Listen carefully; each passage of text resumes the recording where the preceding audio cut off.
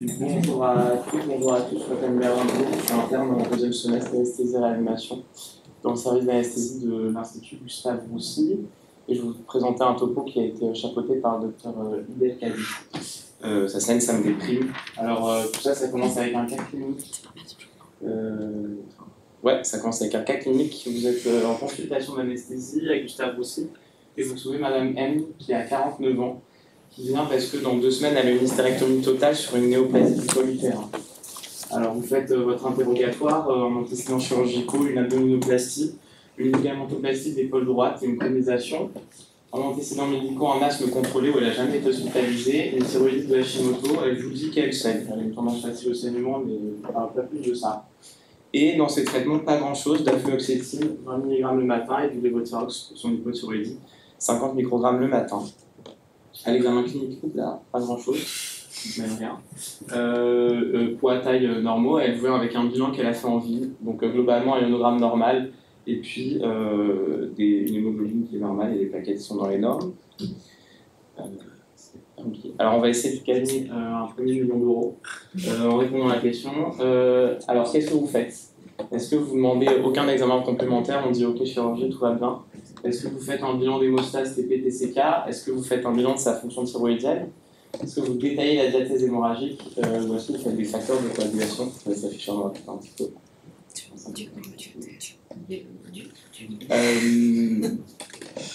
Ok, vous avez réfléchi, c'est bon. Vous avez gagné 1 million d'euros. Donc globalement on a fait ça, on a fait un bilan d'hémostase parce qu'on n'en avait pas quand elle est venue la première fois, elle a dit qu'elle saignait et on détaille la diathèse hémorragique, ça c'est un peu le thème qu'on coche assez facilement en fait, les restes de l'externe. Donc elle revient en consultation avec tout ça. Elle revient en consultation et son bilan d'hémostase, le premier en tout cas il est normal, le TP est normal, le TCK est normal. Par contre quand vous détaillez la diathèse hémorragique, c'est un peu inquiétant. C'est une dame qui avait en fait fait une fausse couche spontanée précoce, qui avait saigné et qui avait besoin de fer en IV. C'est une dame qui, en fait, à son abdominoplastie, avait beaucoup saigné, elle était descendue jusqu'à 6 grammes par décilitre d'hémoglobine, elle avait été transfusée. Dès qu'elle se cogne, elle fait des ecchymoses de plus de 2 cm. Au moindre choc, dès qu'elle se coupe, elle saigne pendant longtemps. Ici, on lui fait un pansement compressif, quand elle l'enlève, ça saigne encore. Et comme vous êtes un super clinicien, vous avez fait le score M-STOP, c'est un score de dépistage du risque hémorragique périopératoire qui est positif à partir de 2, et cette dame, elle a un score M-STOP à partir de 3. Donc, devant tout ça, vous demandez un bilan d'hémostase spécialisé, et là, vous avez gagné un 2e million d'euros et vous êtes devenu hémostasien, la chance. Et donc, qu'est-ce que vous allez faire? Est-ce que vous allez chercher une maladie vibrante, doser le facteur 8, faire un bilan thyroïdien, ou arrêter ces traitements, ces 2 traitements? Je vais se réfléchir encore. Allez, on va dire que vous avez réfléchi. Donc là, c'est le 2e million d'euros à gagner, c'est la maison de bord de la mer. Voilà. Est-ce que quelqu'un a gagné 2 millions d'euros? Ah ouais, c'est dur. Donc vous cherchez une maladie vibrante, un trouble de l'hémostase clinique avec un bilan d'hémostase normal, il faut chercher un trouble de l'hémostase primaire. Dosage du facteur 8 à pas oublier, parce que le facteur 8 il est abaissé dans la maladie vibrante, le facteur 8 étant stabilisé par le facteur 8 vibrante. Un bilan thyroïdien, les patients qui sont en hypothyroïdie clinique, ils font beaucoup de bleu, ils saignent assez facilement. Et la l'hémostase, ça a été d'arrêter la fluoxétine. Bizarre, donc on va voir pourquoi après. Vous faites ça, elle revient avec un bilan d'hémostase qui est complètement normal, et là vous demandez à l'hémostasien, mon Dieu, qu'est-ce qui se passe? Et l'hémostasien, il vous dit, c'est une probable thrombopathie aux ISRS.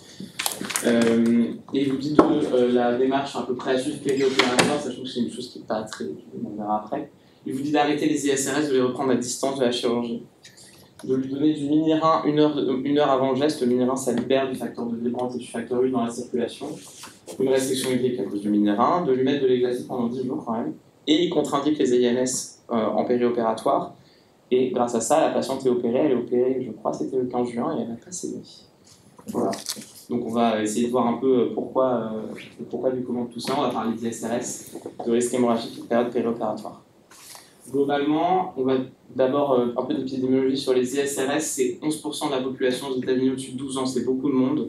C'est un médicament qui a l'origine du plus gros taux de remboursement. On est 4e en consommation de psychotropes en Europe en première place, les benzodiazépines en 2e place, c'est les ISRS. La consommation augmente tous les ans.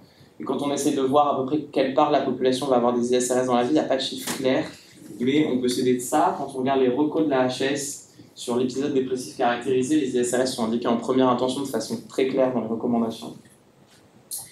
Et c'est 16% de la population qui fera un épisode dépressif caractérisé dans sa vie. Et les autres indications des ISRS, le trouble anxieux généralisé, c'est 5% de la population.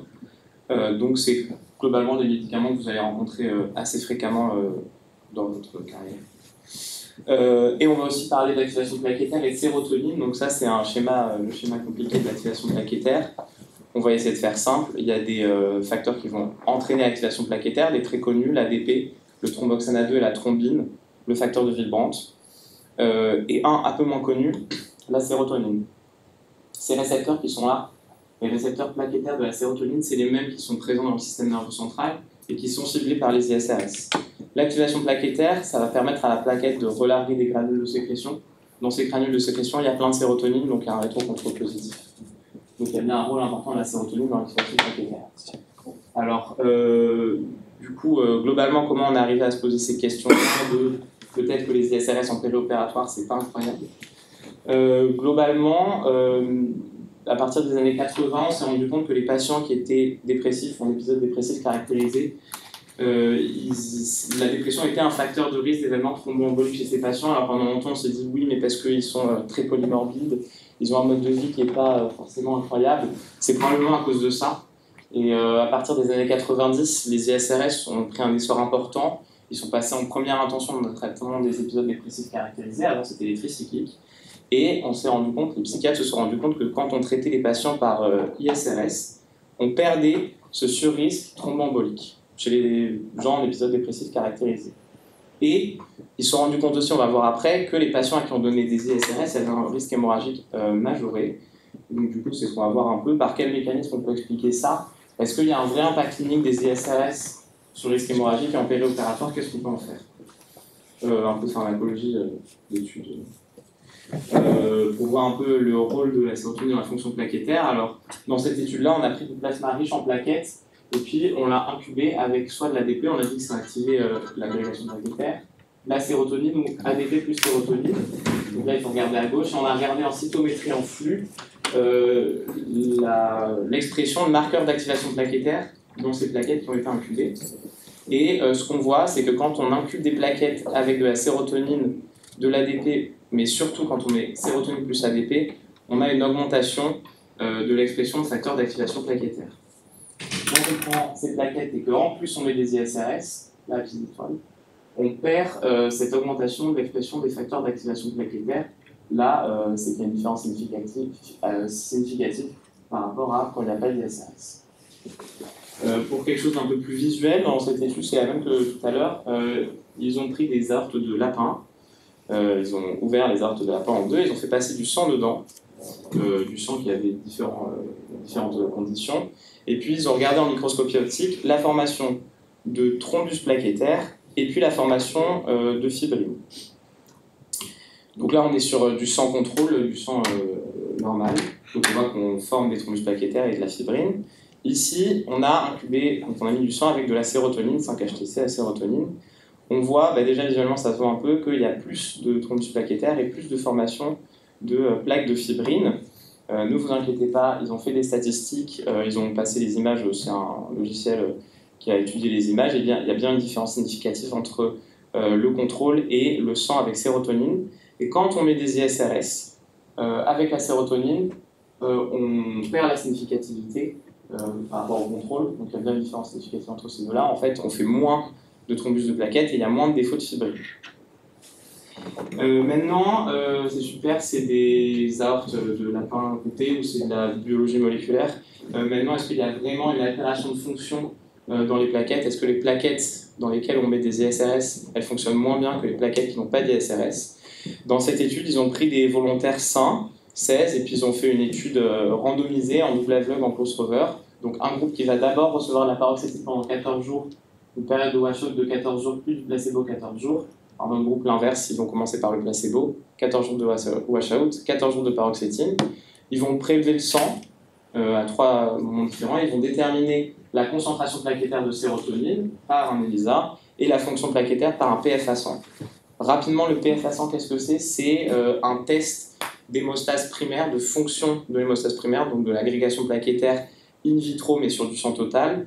en fait, on va mettre une membrane avec du collagène et de l'épinéphrine qui vont activer l'agrégation plaquettaire. On va faire passer le sang total dedans et on va voir au bout de quel moment le sang ne passe plus. On a une occlusion et ça va nous donner le temps d'occlusion plaquettaire. Plus le temps d'occlusion plaquettaire est rapide, plus les plaquettes s'activent rapidement. Donc là, qu'est-ce qu'ils ont vu? Ils ont vu que quand dans le groupe paroxétine, on a une diminution du stock intraplaquettaire de sérotonine. Ça, on le savait à peu près. Maintenant, quand on regarde la fonction des plaquettes, le temps d'occlusion plaquettaire dans le groupe paroxétine, il est augmenté par rapport au placebo. Donc, a priori, les plaquettes, en tout cas dans ces études qui sont des études de pharmacologie, fonctionnent moins bien quand on leur donne des ISRS. Il y a un autre phénomène qui peut expliquer que quand on donne des ISRS aux gens, ils saignent un peu plus, c'est les code platelets. Alors, moi je ne savais pas, j'ai appris ça là, mais en fait, dans l'ensemble des plaquettes, il y a une sous-famille de plaquettes qui s'appelle les code platelets, qui sont des plaquettes qui sont à plus fort pouvoir thrombogène que les autres plaquettes. C'est à peu près 30% de nos plaquettes chez tout le monde. Et quand on regarde l'évolution de ce taux de code plaquettes chez les personnes, en fait, il est assez stable. Si lundi vous avez 20% de code plaquettes, vendredi vous aurez toujours 20% de code platelets. Et leur pouvoir qui est thrombogène plus important, il est expliqué par le fait qu'ils se fixent plus au facteur thrombogène. Et le fait qu'ils se fixent plus au facteur thrombogène, c'est grâce à la sérotonine. En fait, la sérotonine dans ces plaquettes fait des ponts entre le fibrinogène, la thrombine, le facteur 5 et le GP2B3. L'avantage de ces coplatelets, elles potentialisent la formation de fibrine. On sait que le déficit en coplatelets, c'est à risque hémorragique chez le chien. Voilà, on ne sait pas chez l'homme. Et elles sont facilement détectables en cytométrie en flux, donc c'est facile à analyser. C'est une autre étude, donc ils ont regardé les coplatelets, ils ont pris 70 volontaires sains d'un hôpital, les employés ou les visiteurs, ils les ont attendus à l'entrée, ils leur ont dit bonjour, donnez votre sang. Et ils ont déterminé le taux de coplatelets dans le plasma en regardant différents critères. Et on voit que chez les tabagiques, chez les gens qui prennent de l'aspirine ou les gens qui sont sous ISRS, on a un taux moins important de ces coplatelets qui sont des plaquettes qui, a priori, sont plus fort pouvoir thrombogène que le reste de la population de plaquettes.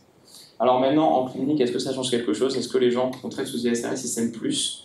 Les premières études qui ont été faites, c'est des études qui avaient été faites au début des années 2000. Donc on a commencé à mettre des ISRS à tout le monde en 1990. 10 ans après, on s'est dit, oula, ils ont l'air de saigner. Donc les études commencent dans les années 2000. Ça, c'était une étude sur les hémorragies digestives. Sur une population, une étude de cohorte en population générale sur 26 000 patients. On a pris des gens qui avaient des ISRS, des gens qui n'en avaient pas. Est-ce qu'ils saignent? Cette étude, elle est assez intéressante parce qu'elle a été faite dans une région, alors je ne sais pas si vous connaissez bien le Danemark, moi non. Ça s'appelle le Jutland du Nord. C'est une région qui est grande, mais c'est une région où il y a 600 000 habitants. En Ile-de-France, on est 12 millions. C'est une région où il n'y a que 11 communes et 33 pharmacies. L'avantage de cette région, du coup, c'est que les données sur la population, elles sont vachement complètes. On a les données de l'ensemble des pharmacies et de l'ensemble des hôpitaux. Et donc voilà, ça permet d'avoir des bonnes databases. Et donc quand on regarde, alors déjà c'est joli en plus, il fait, voilà, ça me donne envie d'aller en vacances, il fait 15 degrés aujourd'hui là-bas, peut-être un peu froid pour l'été. Et donc quand on regarde l'augmentation du risque chez les patients sous ISRS, donc il y a bien une augmentation du risque de saignement digestif haut chez les patients qui sont sous ISRS. Cette augmentation du risque, elle est majorée quand on a l'association ISRS plus CINS et ISRS plus aspirine, et elle est majorée mais moins importante quand on a d'autres antidépresseurs. On verra pourquoi après. Ça, c'est une étude, c'est une méta-analyse qui a été faite sur la quasi-totalité des études qui ont regardé les hémorragies digestives sous ISRS, et il y a bien donc le résultat est significatif. Ils ont aussi regardé les hémorragies intracrâniennes spontanées. Donc c'est pareil, ça c'est une étude de cohorte, mais avec une grosse population. ISRS versus pas d'ISRS, est-ce qu'ils ont saigné de la tête? Quand on regarde le résultat du critère de jugement principal, oui, ils ont plus saigné grâce que les autres, c'est des hémorragies intracrâniennes non traumatiques. Ils ont aussi fait une étude en comparant avec les tricycliques, en prenant comme référence les tricycliques. Pourquoi? C'était pour éviter le biais d'indication. Le biais d'indication, c'est quand dans une étude on regarde les effets indésirables d'un traitement, on peut se dire peut-être que l'effet indésirable, notre critère de jugement principal, il est causé par la maladie pour laquelle on donne le traitement et non le traitement. Donc là, ils ont pris des gens qui étaient en épisode dépressif caractérisé, traités par ISRS et tricycliques. On voit qu'il y a une différence et on sait, parce que les tricycliques, on les utilise depuis plus longtemps, qu'ils ne sont pas sur risque hémorragique. Ils ont fait quelque chose aussi qui est assez intéressant, on reverra encore après, c'est qu'ils ont trié les antidépresseurs par degré de recapture de la sérotonine. Tous les antidépresseurs n'ont pas le même effet sur la recapture de la sérotonine. Donc il y a ceux qui inhibent fortement la recapture de façon intermédiaire et faible. Alors, globalement, on voit que les ISRS sont quasiment des forts inhibiteurs de recapture de la sérotonine, en particulier la fluoxétine qui est la plus prescrite par rapport donc aux faibles où c'est d'autres classes d'antidépresseurs. Et ils ont comparé, est-ce que quelqu'un qui est traité par un antidépresseur à forte inhibition de recapture de la sérotonine saigne plus que quelqu'un qui est traité par un antidépresseur à faible degré de recapture de la sérotonine? Et oui, le résultat il est statistiquement significatif aussi pour ça. Maintenant, quand on regarde, on essaie de faire une vision globale, quand on regarde, est-ce que ISRS versus ISRS plus un autre médicament à risque hémorragique, on saigne plus? Oui, pour les AVK, pour les AOD, pour les antithrombotiques et énormément pour les ANS. Cette méta-analyse, c'est 11 études observationnelles, des études forts pronostiques. On voit qu'il y a un OR qui est assez important. Alors maintenant, est-ce qu'en période réparatoire, on soigne plus? On saigne plus? C'est la question qu'on se pose au début. Alors en périopératoire, il y a quelques études, c'est principalement des études observationnelles monocentriques, plusieurs, il y en a pas mal en orthopédie. Alors le critère du jugement principal pour l'ensemble de ces études, c'était la transfusion. 8 études, 7 études retrouvent une différence significative. On transfuse plus les gens qui sont sous ISRS. La seule étude négative, c'est une étude de cohorte de 123 patients. Pour les pontages coronariens, on a pas mal. On se rappelle que les gens qui sont en épisode dépressif caractérisé, ils ont un facteur de risque cardiovasculaire plus élevé et donc ils ont plus souvent des pontages coronariens. C'est pour ça que c'est assez étudié. Alors là, par contre, il n'y a qu'une seule étude qui trouve un résultat statistiquement significatif. Et en chirurgie mammaire, des reprises pour hématomes, qui arrivent souvent et Gustave aussi. Il y a 2 études qui sont des études avec pas mal de patients. Et les 2 études retrouvent un résultat, une différence significative. Les gens qui sont sous CSRS saignent plus. Et il y a une étude multicentrique en 2017. Une étude multicentrique avec beaucoup de patients. Ils ont pris 530 000 patients admis pour chirurgie majeure non urgente dans des hôpitaux américains d'un réseau de recherche. Et ils ont regardé donc 2 groupes, un groupe ISRS, un groupe pas d'ISRS. Et ils ont regardé, comme ils avaient beaucoup de patients, ils ont regardé la mortalité toute cause, la réadmission à J30, les hémorragies et le nombre de CGR transfusés. Donc quand on regarde le groupe ISRS versus pas d'ISRS, on voit que l'ensemble des critères de jugement, il y a un résultat statistiquement significatif, dont la mortalité.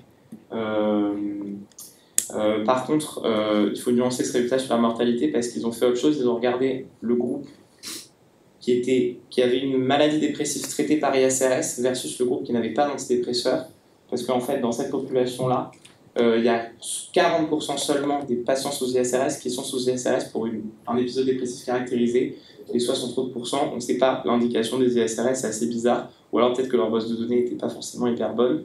Et là, on voit que quand on regarde dépression plus ISRS versus pas du tout d'antidépresseur, on perd la significativité. Donc est-ce qu'il n'y a pas un biais d'indication quand même sur ça, en tout cas sur la mortalité à 30 jours. Et donc on arrive aux recommandations de l'EGIA de 2022 sur le management de l'hémorragie périopératoire. Il parle des ISRS, il y a un paragraphe sur les ISRS et lui recommande que quand un patient il va faire une chirurgie à haut risque hémorragique, qu'il a d'autres facteurs de risque de saignement, il recommande de demander un avis psychiatrique pour soit arrêter les ISRS ou alors faire un switch sur un antidépresseur qui a moins d'effet de recapture de la sérotonine. Il recommande 2 semaines avant la chirurgie. Alors 2 semaines, c'est très long. En fait, c'est parce que la demi-vie de la fluoxétine est de quelques jours. Par contre, la demi-vie des autres antidépresseurs, en tout cas des autres ISRS, c'est quelques heures. Donc peut-être que ces 2 semaines, ça sera un peu une estimation à la hausse. Et j'ai essayé de faire des petites guidelines de j'ai un patient qui arrive, qui a des ISRS en consultation, qu'est-ce que je fais? On pourrait se dire d'abord, est-ce qu'il y a une diathèse hémorragique? S'il y a une diathèse hémorragique, de toute façon, il faudra faire un bilan d'hémostase, et s'il y a une vraie diathèse hémorragique, un avis d'hémostase, plus peut-être un avis psy pour l'arrêt des ISRS. S'il n'a pas de diathèse hémorragique, on va regarder s'il a d'autres facteurs de risque associés, en plus des ISRS de saignement. S'il en a, on recommande un avis psy pour arrêter des ISRS. J'insiste sur l'avis psy. On ne peut pas arrêter des ISRS à un patient dont la maladie dépressive n'est pas contrôlée. il a un risque de rechute, et en fait, c'est assez dangereux. Il y a eu un patient de Saline à qui on avait arrêté les SRS, qui n'était pas en épisode qui était en maladie dépressive non contrôlée, qui a fait une catatonie majeure après sa chirurgie, qui est décédé un peu après. On ne sait pas si c'est la chirurgie ou la catatonie, mais en tout cas, voilà. Après, si on n'a rien de tout ça, on peut poursuivre le traitement de façon assez safe. Voilà, merci pour votre attention.